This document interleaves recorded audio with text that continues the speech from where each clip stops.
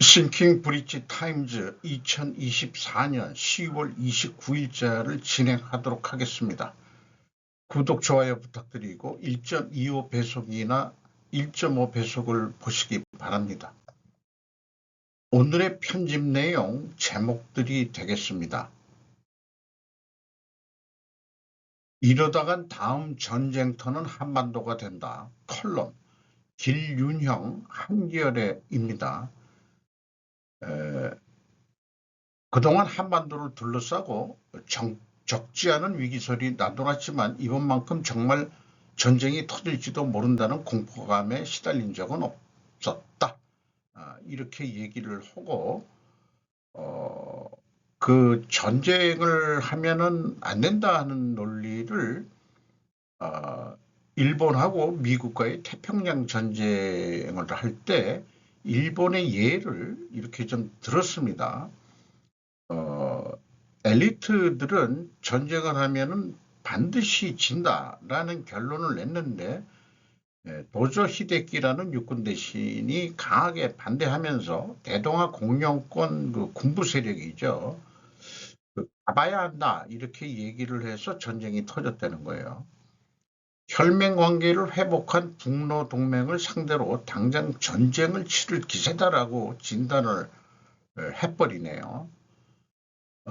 격변하는 국제 정세 속에서 윤 정권이 추진해온 한미일 3자 협력 강화 노선 전체를 부정할 생각은 없다라고 말은 했지만은 이 정권의 요직에 오른 자들이 윤행했다면 북중러와 끊임없이 소통하며 정책의 속도와 방향을 조절했을 것이다. 이런 표현에 별이 의문점이 들어갑니다. 러시아가 한국과의 관계를 완전히 포기하지는 않는다는 것을 분명해 보인다고 또 표현을 해요. 뉘앙스가 없었던 것은 아닙니다. 북러 군사협력 정도에 따라서는 미국이 제공해온 확장 억제 핵 우산이 어긋날 가능성도 있다.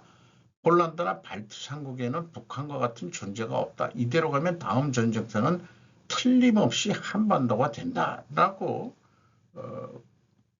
국민을 공포감으로 끌어넣는 그런 거로 하는데 과연 본인 개인이 공포감에 시달리고 있는 건지 일반 국민들이 공포감까지 갖는 건지 그건 잘 모르겠어요. 우려는 해볼 수 있고 위기를 생각해 볼 수는 있었던 겁니다. 그동안에 제가 그 다루어졌던 내용들도 그런 쪽의 입장입니다.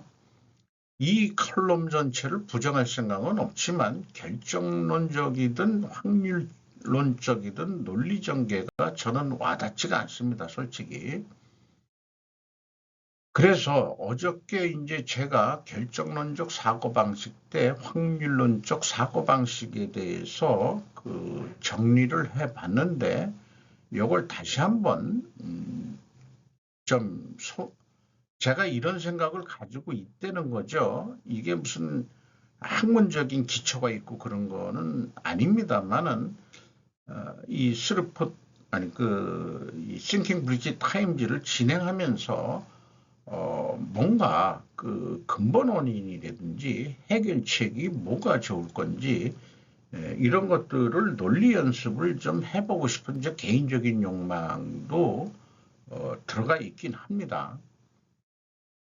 연이어서 그 한겨레에서 한반도 전쟁 위기가 과거와 다른 점이라는 기고문을 한겨레에서 했는데 이게 이제 일본판에서 쉽게 눈에 띈다는 게 문제고 국내 뉴스에서는 한겨레 거를 잘 안 띄워주는 것 같아요. 김영철 전 통일부 장관 인제대 교수로 되어 있습니다. 한반도에서 두 번째 전쟁이 아직 일어나지 않는 이유는 무엇일까? 남북이 서로를 확실하게 파괴할 수 있는 군사력이 없기 때문이다. 이게 원인 과정으로 인정하지 못하겠다. 이렇게 단정적으로 표현하는 것들이 뭔 자신감이 있는 표현인지 모르겠습니다만 논리적으로. 그리고 현재 위기 사항에 대해서만 논의를 하는데 첫째는 그 전시 작전 통제권을 갖고 있는 미국의 정세 관리 능력이다. 이렇게 이제 전작권을 들고 나왔어요. 그런데 지금은 한반도 정세를 관리하기 위한 미국의 역할이 보이지 않는다라고 또 얘기하고 있습니다. 우크라이나하고 중동 때문에 바빠가지고 미국 애들이 한국에는 신경을 안 쓰는 거 아니냐. 이런 것들은 반미 유도 선동이라고 저는 느껴지고요. 둘째, 전통적 우파와 뉴라이트의 차이가 있다라고 얘기를 하고 있습니다. 뉴라이트의 대부분은 과거 전향에 따른 열등감 때문에 극단적인 역사관을 갖고 있다라고 얘기하는데, 제 생각에는 좌빨들도 마찬가지 아니냐. 극단적인 역사관을 가지고 있는 게, 전통적인 우파는 비록 명목에 지나지 않더라도 애국심을 내세웠지만 뉴라이트는 대부분 사익을 추구한다. 이렇게 얘기를 하는데, 제 생각에는 좌파도 또한 대부분 명분을 앞세운 사익을 추구하지 않는가. 이런 생각을 지울 수가 없습니다. 셋째, 북러 관계의 차이인데 이제 좀 북러 관계가 많이 달라졌다. 냉전 시대에 경험하지 못한 결정적 변화다 이렇게 얘기하고, 그래서 한반도는 전쟁과 평화의 기로에 서 있다. 하지만 역사가 회전할 때 과거 경험에 근거한 관성적 판단은 틀릴 수 있다. 이렇게 얘기를 하네요.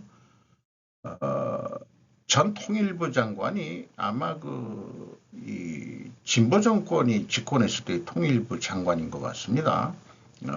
이 북한하고 평화를 대화를 할 때에 했던 통일부 장관 같아요. 그래서 이분은 야당 중심의 평화 세력의 공동 대응이 필요하다 했습니다. 왜? 그러면은 여당은 지금 전쟁광들이냐 이런 쪽으로 자꾸 좌우를 갈라치는 수준으로 얘기를 하고 있습니다. 그리고 제가 좀 질문을 하고 있어요. 현재 역사가 급회전한다고 했다면은, 그러면은 역사가 왜 급회전하게 된 원인은 무엇인지 저는 묻고 싶습니다. 그래서 이분의 논리를 충분조건 논리로 제가 아무리 합리화를 시켜보려고 그래도 논리가 좀 타당한지 저는 못 만들겠어요. 다만 본인이 원인 가정을 상호 파괴력이 없다고 하는 것이 근본 원인으로는 이게 원인 가정으로는 세울 수가 없는 거 아니냐. 제 생각은 그렇습니다. 그리고 현재를 한반도 위기 사항을 세 가지로 추가로 세 개의 원인으로 논리 전개를 했는데, 제 생각에는 개인적으로는 전혀 비논리적으로 느껴집니다. 위기 상황 이유를 미국의 역할 미흡, 뉴라이트 사익과 조금 무식이라고까지 이 본문에는 있었던 것 같아요. 열등감 등 북러 관계 변화를 들었다. 뉴라이트 평가는 상당히 인신공격적인 표현이다. 이런 것을 원인으로 하면 그런 평화 세력이란 좌파는 어떤 데라는 진영 논리 싸움이 되어버리는 것을 유도하는 것처럼 읽힙니다. 제2한반도 전쟁 억제는 남한의 경제 및 군사력이 강하기 때문에 가능한 것이 원인이라고 저는, 전쟁이 발생이 안 하는 이유가 뭐냐? 남한의 경제력과 군사력이 강하기 때문이다가 이거로 해야 될 것입니다. 상호 파괴력이 없다는 원인으로는 어떠한 필연적인 존재할 결과를 도출해낼 수 없다. 그러니까 남한의 경제력 및 군사력이 강하기 때문에 우크라이나 쪽에 무기를 지원해 줄 수 있는 상황이 되는 거죠. 그러면 논리가 좀 저는 성립이 될 것입니다. 그래서 이 상호 파괴력이 없다는 것은 전혀 이치에 맞지 않는 원인 가정이라고 볼 수 있겠습니다. 그럼에도 불구하고 우리나라는 군이 아이언동급 장사정포 요격체계 조기 확보, 북 장사정포 피해 최소화한다. 뉴시스 26일 164회 방위사업 추진위원회 개최했다. 패트리어트 성능 개량, 수도권 방어 능력 향상한다. 이 방어 능력 체제의 이 바운더리를 좀 표현하고 있는 것 같습니다. 장사정포 요격체제 사업은 적의 장사정포로부터 국가 및 군사 중요 시설의 대공 방어 능력을 확보하는 사업이다. 지난 2022년 착수해 오는 2033년까지 이어지는 이번 사업에는 총 2조 9,494억 원이 투입된다. 방사청은 본 사업을 통해 아이언돔과 동등 이상의 성능을 갖춘 장사정포 요격체제를 확보하게 될 것이라며 북한 장사정포 공격으로부터의 피해를 최소화할 것이라고 강조했다. 이날 방추위에서는 패트리어트 성능 개량 2차 사업 추진 기본 전략 및 구매 계획 수정안도 원안대로 통과됐다. 이 구매 계획에는 국산 방어 체제가 있는지 또는 수입을 해야 될 게 있는 건지, 이 패트리어트는 또 우리가 그 사드가 이런 거하고 또 연관이 되는 건지, 그건 군사 전문 지식으로는 저는 좀 모르겠습니다만은, 어쨌든 이 방사정포 요격 체제를 구축한다. 한두 개는 뭐 뚫리더라도 피해를 최소화한다. 만약의 사태 때. 이런 얘기네요. 북한의 우크라이나 진출은 미국을 자극하고 글로벌 위험을 높입니다. 이제 미국을 자극하고 있어가지고 하는데, 이게 이제 그 풀어매기는 결론이 조금 좀 자꾸 이상하게 느껴져요. 앨런 미첼 더 힐입니다. 바이든 행정부는 수요일에 약 3,000명의 북한 군인이 러시아 군사기지에 훈련하고 있음을 인정했다. 그리고 하원인 마이크 터너 정보위원회 위원장은 미국이 직접적인 군사행동을 취하는 것을 고려할 것을 촉구했다. 이렇게 뉴스가 나왔었죠.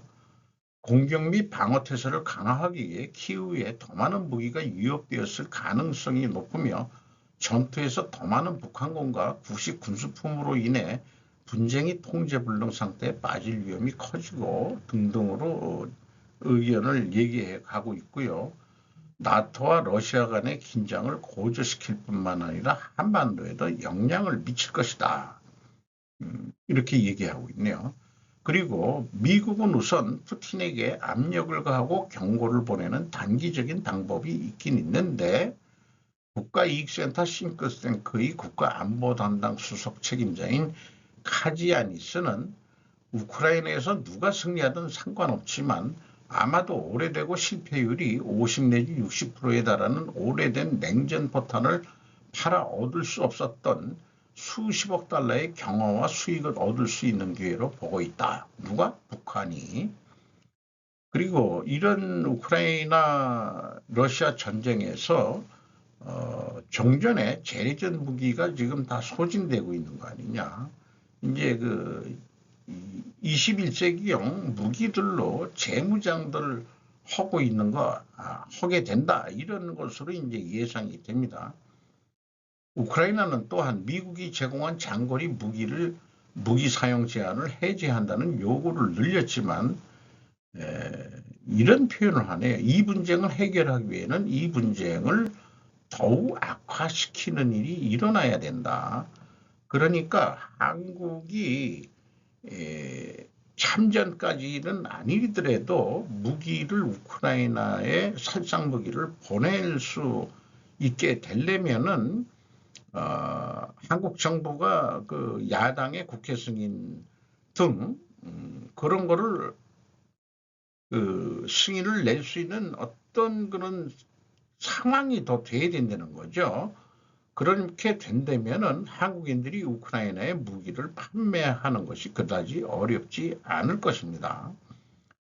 예, 우리나라가 그 방산업이 그 크게 발달했기 때문에 지금 그 서유럽, EU 등은 뭐 동유럽도 한계가 있는 거죠. 서유럽 쪽에서 그 무기들도 많이 보내고 그랬는데 이게 이제 한계가 있는 모양이에요. 러시아도 그 뭔가 그 부족하니까 이제 북한까지 끌어들였는데, 자, 우리 남북이 그 붙는 거가 지금 우크라이나에 가서 그럼 대립 전쟁을 하는 꼴이 아니냐라고 했습니다만은 제 생각에는 어, 안 하고 대리 전쟁은 안 된다. 그렇다 하더라도 이제 6.25 전쟁은 대리 전쟁이었다라고 표현하는 역사관이 있는 사람들도 있습니다. 그런데 1차가 아니고 6.25 전쟁은 사실은 어떻게 보면은 세계 전쟁이었던 겁니다. 그것도 3차 대전까지는 아니라고 정의를 할 수밖에 없겠죠. 한반도에서만 전쟁이 일어났으니까. 그래서 어저께도 그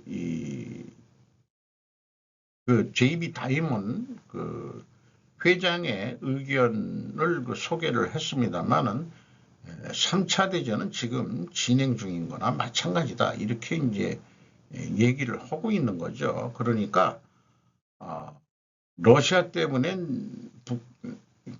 한국이 한반도에서 전쟁이 또 일어날 가능성이 있다기보다도 지금 위치에 관계없이 우리는 남북 전쟁을 하고 있는 거고, 이것이 제이미 다이먼은 우크라이나 전쟁과 중동 전쟁만 언급을 했습니다만은 우크라이나의 전쟁의 파급 효과는 아마 세계 전쟁으로 가게 될 것이다. 이렇게 얘기를 할 수 있을 것 같네요. 그러니까 앞에 한결의 얘기가 공포감이다 뭐 이렇게 했는데 우리는 공포감이 아니고 이것을 한국 땅에서 실질적인 전쟁 발발은 억제를 하면서 이 대응을 할 수 있어야 되는 그런 묘책을 찾아내야 된다고 생각을 합니다. 그러니까 이 김정은이가 그 군사분계선을 국경화하고 막는 이유는 혹시 모를 남쪽에서 밀고 들어오는 것을 방지하면서 러시아의 파병을 결정한 거 아니냐.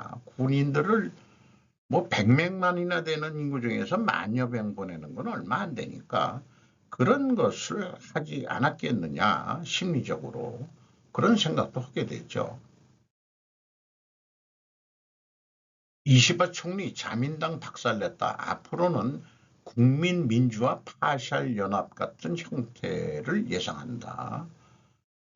이런 전문가가 있습니다. 자, 이 표수로 나온 거를 보면은 자민당이 191석, 자민당과 공명당의 현재 연립내각이죠. 두 개를 합치면 46.2%로 50% 과반을 못 넘겼습니다. 그리고 입헌민주당이 약진을 했다고 그러죠. 32.8%나 차지를 했습니다. 제1야당으로 되겠죠. 국민민주당이라는 데가 또 9석인가 있었는데 28석이 늘었다. 일본의 의석수는 465개라고 그러네요. 우리나라는 300개죠. 인구수 비례에서는 우리나라가 많습니다. 국회의원 수가. 우리나라는 국회의원 수를 줄여야 된다고 생각합니다.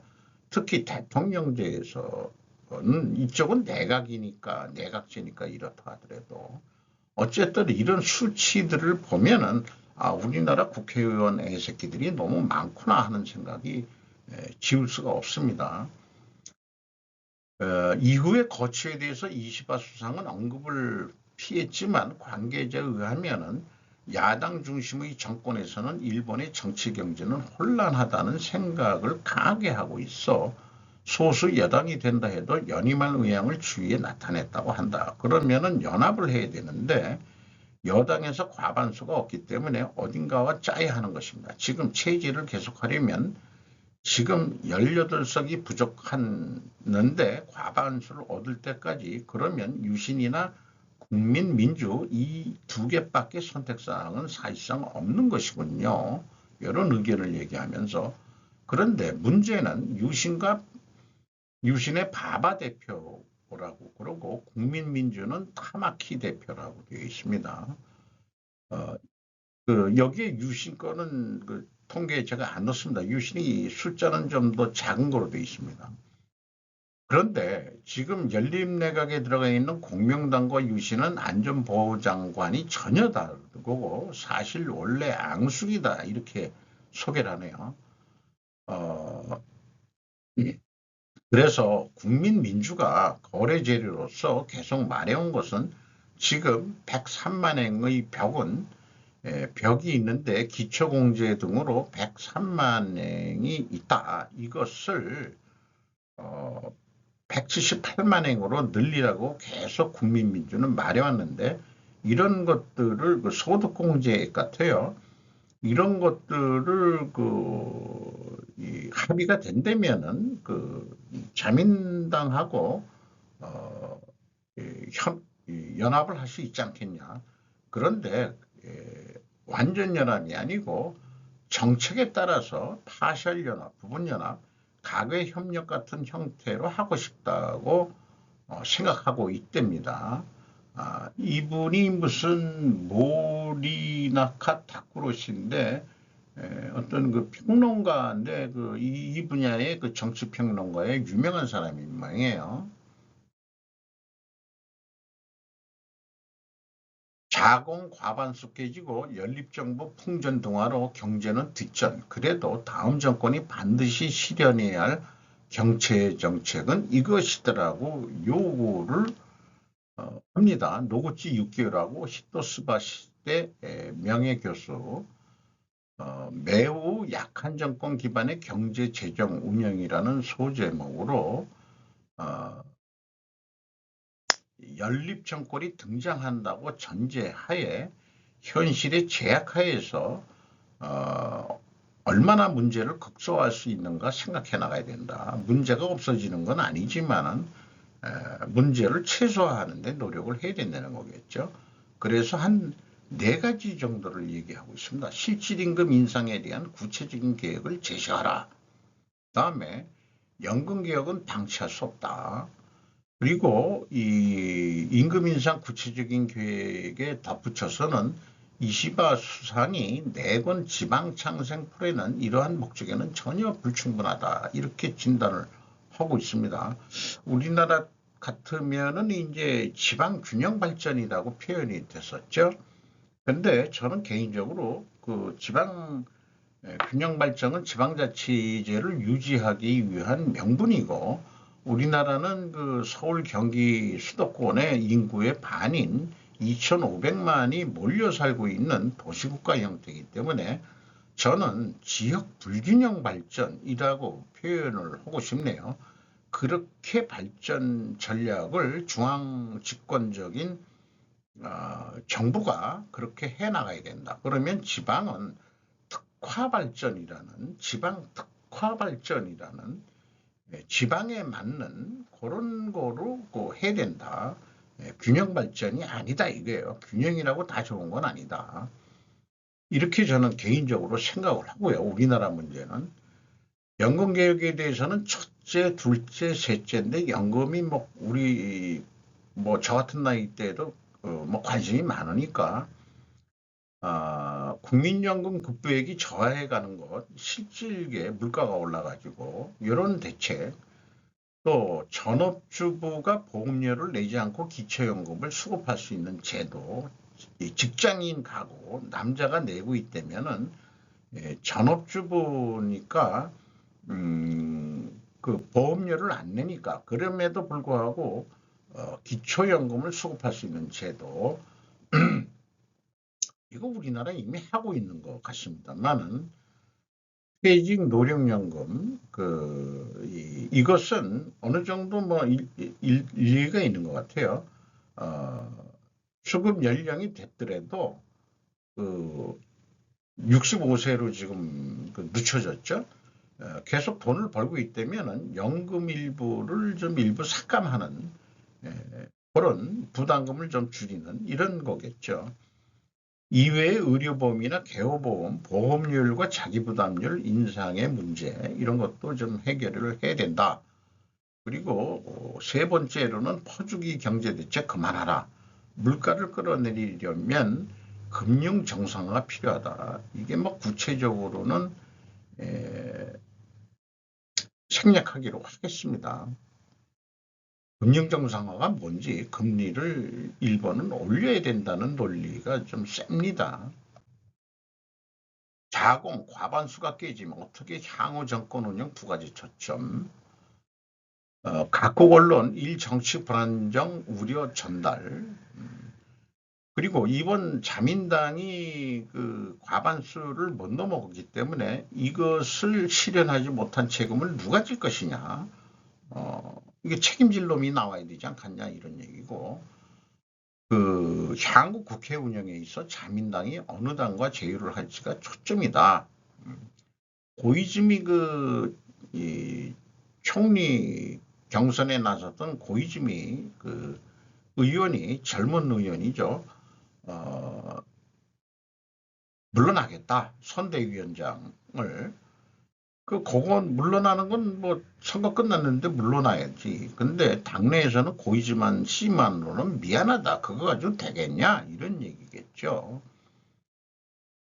그리고 아까도 얘기했지만은 그 국민민주당이 다마키 대표는 정책 위주로 좋은 정책 있으면 협력하고 안 되는 것은 안 된다고 말해간다. 이런 입장으로 그 자민당을 상대하겠다. 이런 얘기고, 꼭 자민당과만 대화를 하는 게 아니고 입헌민주당이나 각 당과도 해나간다는 그 협의하는 그런 자세로 자기네들은 당을 운영하겠다.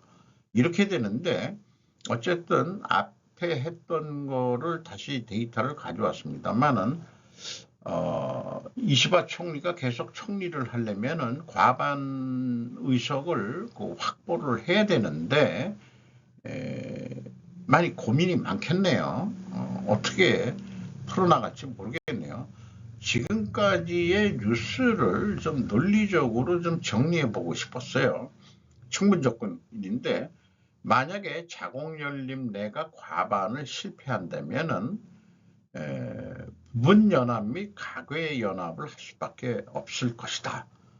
왜냐하면은 과반수 의석은 확보해야 하기 때문이다. 과반수 의석을 확보해야 되는데 이게 그 연립내각이 안 된다 그러면은 부분연합 및 가괴연합이라는 그런 또 있다. 총리 선출할 때만 연합을 하고 안 한다. 뭐 이런 얘기인지 모르겠어요.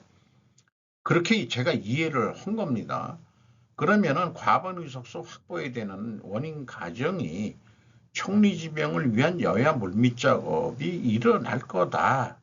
이렇게 이제 쉽게 우리가 좀 생각을 해볼 수 있는 거죠. 또한 무슨 전문가가 힌트를 준 앞에 내용을 가지고 제가 만든 겁니다만, 그런데 이걸 정리하면서 이제 느낌이 오는 게 천황제 내각제보다는 대통령 공화국으로 일본 헌법을 바꾸는 것이 어떠한가라고 얘기를 해보고 싶네요. 대통령제는 1인 1표 제도로 1표라도 많은 사람이 정권을 쟁취하는 거 아니냐. 근데 뭐 헌법에 따라서는 이거 투표인 수의 몇 프로를 넘기지 않으면은 그 차점자하고 재투표를 한다든지 이런 모양새는 있을 수는 있을 거예요. 대통령제로 하면은 또 투표율이 올라갈 수도 있을지는 모르겠고, 어쨌든 그 한국과 같이 대통령제를 미국식을 따라가는 거죠. 그러면 어떨까 하는 그냥 엉뚱한 생각을 해봤습니다. 스페이스X 우주기술 분야에서 한 번의 거대한 도약을 이뤘다. 피터 자이안이 그 소개를 한 내용을 하는데, 우주에서 그 정밀렌즈 약물 광섬유 양자 컴퓨팅 등을 작업할 수 있다. 뭐 이런 얘기. 또 역사 왜곡, 고구려 발해 변방정권, 동북공정 교제 보고, 정성조 연합뉴스 한두 번 나온 거가 아닌데 중화민족 공동체 개론 출간, 고구려 발해 계승 관계 전혀 없었다고 주장을 반복을 했답니다. 그리고 그들은 모두 한문 한자를 썼고 역대 중국 왕조의 책봉을 받았다고 서술했다. 이런 얘기들 우리가 쭉 이 반중 정서에 기여하는 이런 작업들을 하죠. 어쨌든 중국의 동북 역사 왜곡 공정 하나만 하더라도 우리는 지속적인 반중으로 가야 한다고 저는 생각을 합니다. 시진핑이가 중화민족의 중흥을 위해서 하는 모양인데 지금 앞에도 소개했지만 중국은 해체되어 가는 과정에 있다. 이렇게 좀 앞에가 아니고 이제 뒤에 이제 얘기를 해야 될 것 같네요. 시진핑 이후에 중국 피터 자이안 레터 내용을 가져왔습니다. 이게 7월 9일 날 했는데 시진핑이 죽거나 물러나면 중국은 어떻게 될까요? 중국이 붕괴에 한 걸음 더 다가서다. 이런 얘기고요. 중국은 현재 국가 구조를 폐기하고 완전히 새로운 시스템을 개발해야 될 가능성이 높다. 시진핑이 떠난 이후로. 그래서 중국을 해체하고 소수 민족 지역은 독립하여 다시 민주정 체제로 거듭난다. 대만이 장개서 민주공화국으로 출범을 했었죠. 그런 쪽으로 가는데 갈지 안 갈지는 모르겠습니다만 시진핑을 제거한다고 해서 하룻밤 사이에 마법처럼 문제를 해결할 수는 없다는 것이다.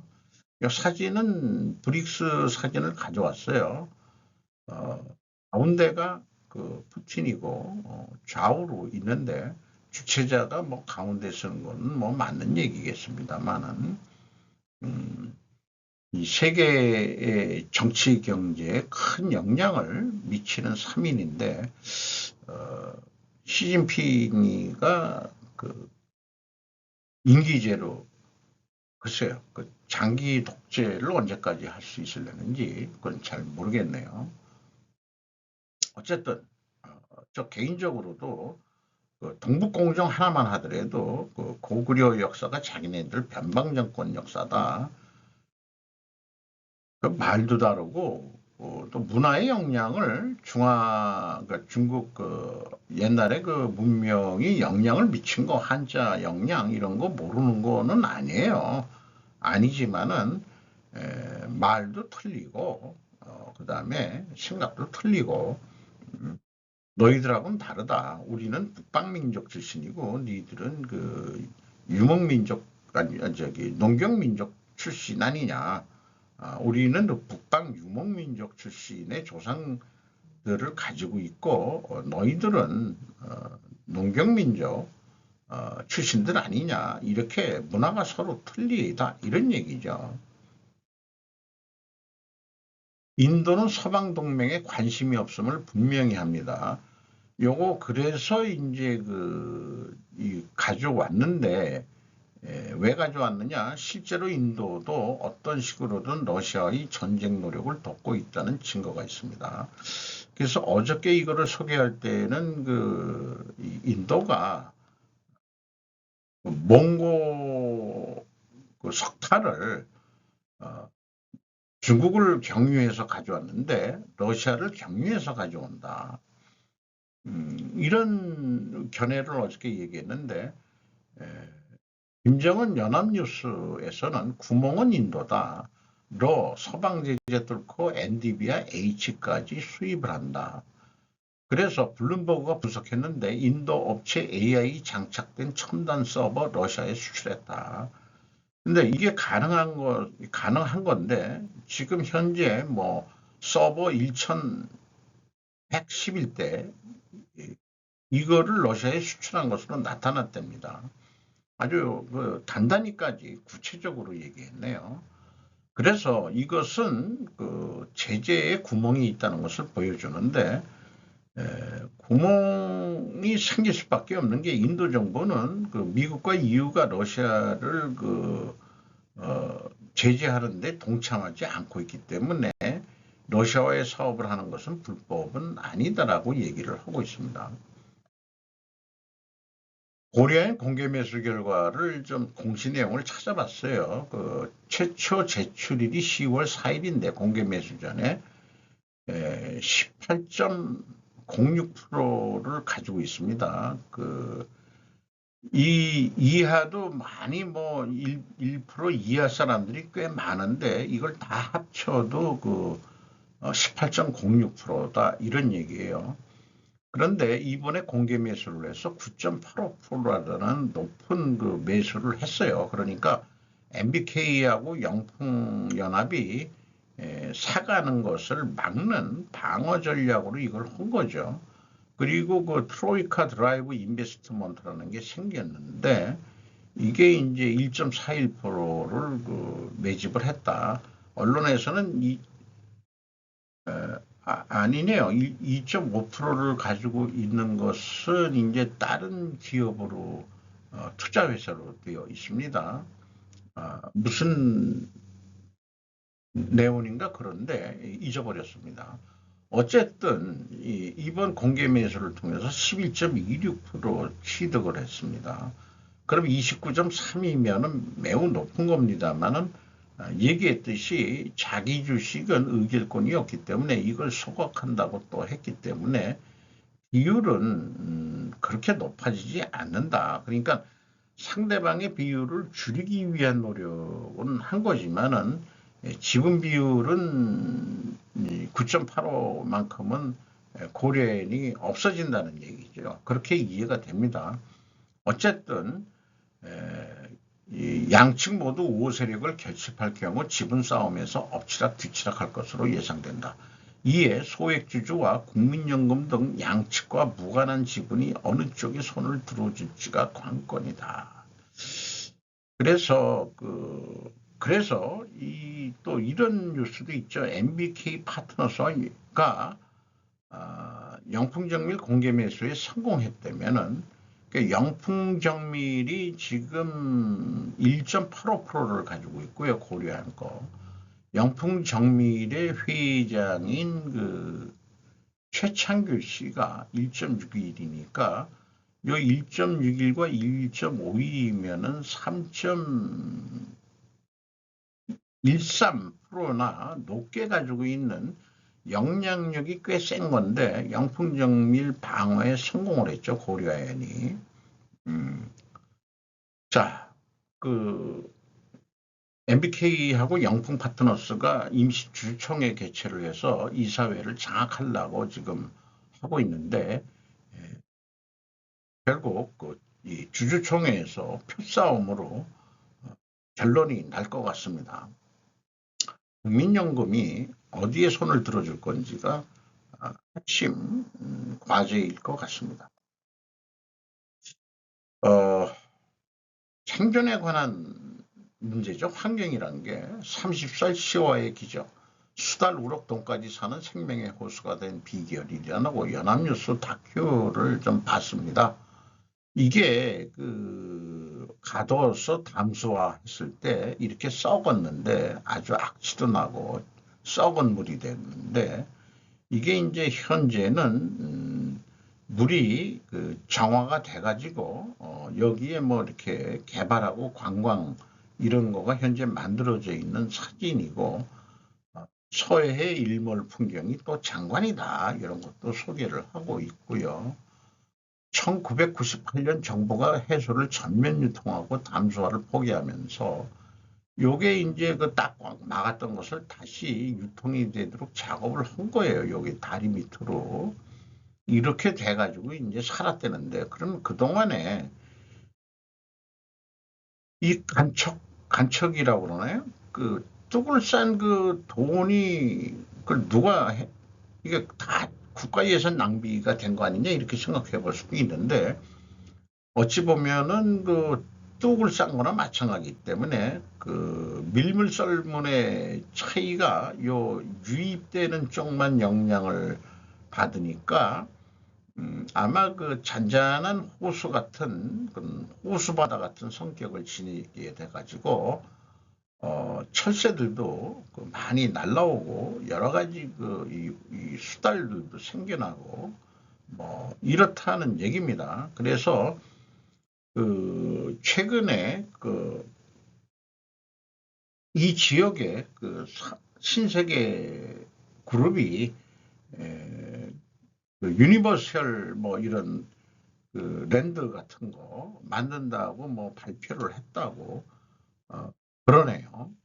그리고 또 몰랐는데 이 시와지구 그 밑에 부분 쪽에 공룡알이 나왔답니다. 그래가지고 생태 보호 지역이 꽤 넓게 이 남아 있게 될 것으로 예상이 되는데 아마 이제 그런 것 때문에 또 여러 가지 자연 생물들이 더 좀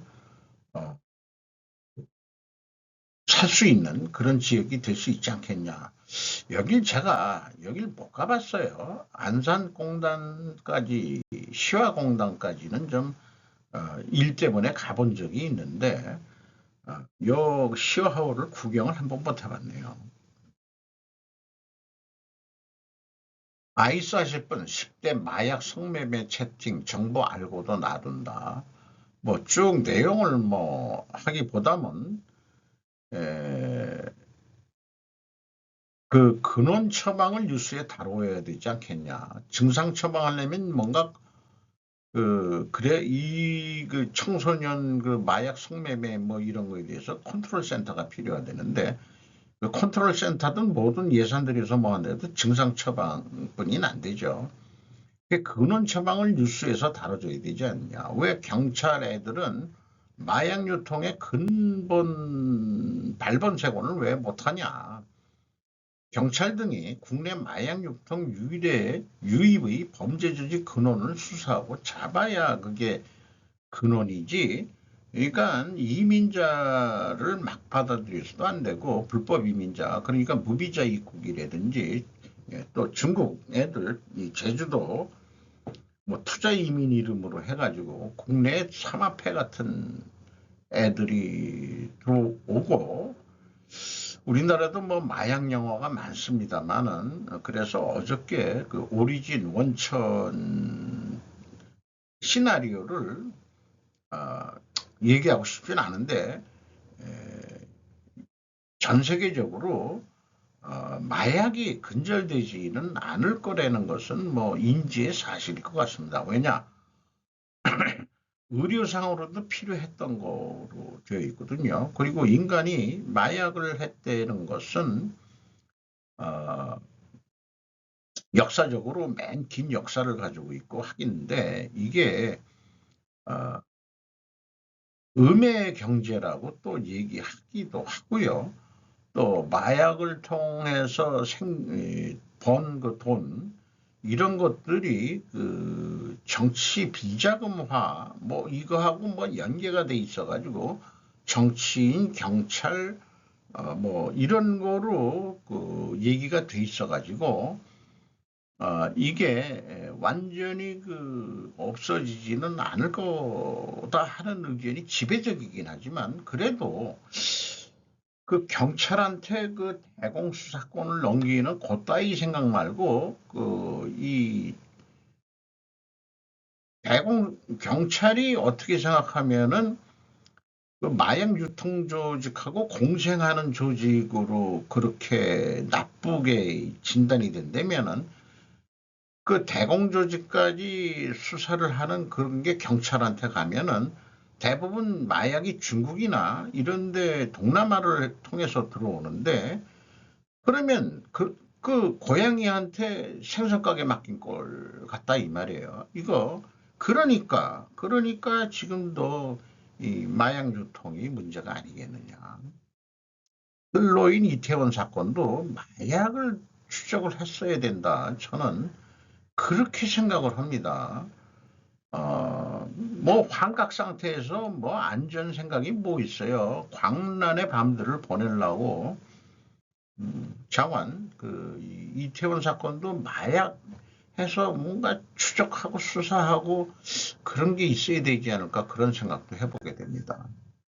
전쟁통 러시아 루블보다 떨어진 원화 제저마 환율 리스크 지금 뭐 한 1,400원으로 올라가는데 사실 그 거시경제에 대해서는 저는 뭐 알 방법이 없습니다. 아, 어쨌든 요거는 뭐 제가 설명할 수준은 안 되지만은 상식으로 좀 뭐 이렇게 그 갖고 기록으로 남기고 싶은 거고요. 환율과 금리 관계 거시경제 저 같은 서민은 정말 모르겠어요. 한국은행 교육을 좀 한 몇 번 받으러 가봤었거든요. 한국은행 그 가봤었는데 그땐 지금보다 한참 젊어가지고 제가 그런 거시경제 금융 쪽을 잘 모르니까 한국은행에 가서 그 교육을 받으러 갔더니